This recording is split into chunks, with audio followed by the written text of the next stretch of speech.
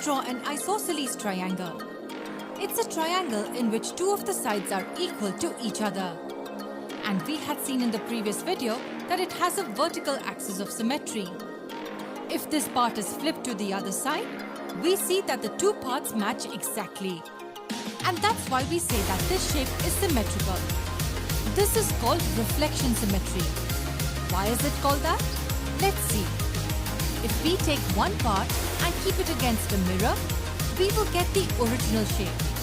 The reflection of one part completes the shape. Wait, what is the other kind of symmetry? Do we have another kind? To know the answer, here's another figure for you. This figure is made up of 6 squares to be precise. Now I want you to tell me if this shape has reflection symmetry or not. Can we draw a line through it such that the two parts formed match exactly with each other? If we try out different lines, we realize that no such line can be drawn. This shape has no reflection symmetry, but what this shape has is rotational symmetry. Yes, rotational symmetry. What does that mean? As the name suggests, let's try rotating the figure about its center point. And what does rotating about a center point mean? Take the example of this triangle. If we rotate it about its center point, it will rotate like this. If we rotate it about this point, it will rotate like this. And if we rotate it about one of its vertices, it will rotate like this. The shape will rotate differently depending on the point around which it is rotated.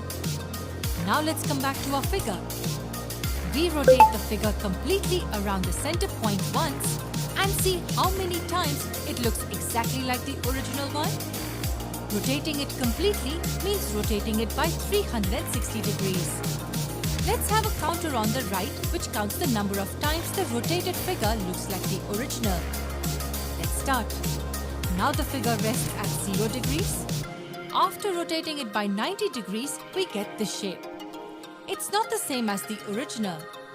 The counter is still at 0. Okay, so let's rotate the original shape by 180 degrees. And we see that it looks exactly like the original shape. It fits in perfectly. We see an increment of 1 on the counter. We continue rotating it till we finish one complete rotation. Rotating it by 270 degrees gives us the shape which is not the same as the original. And rotating it by 360 degrees gives us the original shape back. The counter changes to 2. What does this 2 tell us?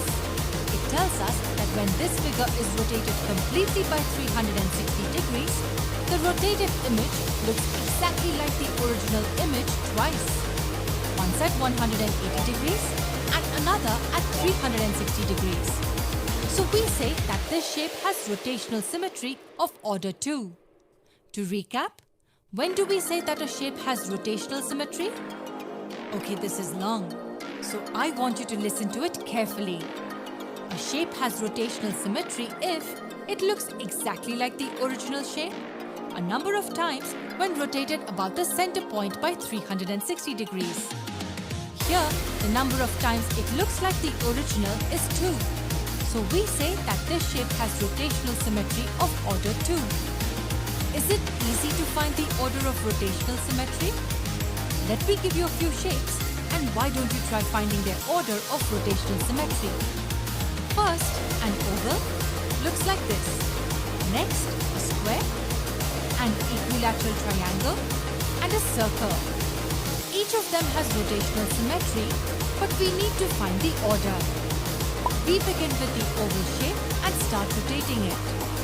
Let's see how many times the rotated image looks like the original. Once and twice. We saw that it looks like the original shape 2 times after the complete rotation. Its order of rotational symmetry is 2. In a similar way, why don't you try finding the order of rotational symmetry for these 3 shapes?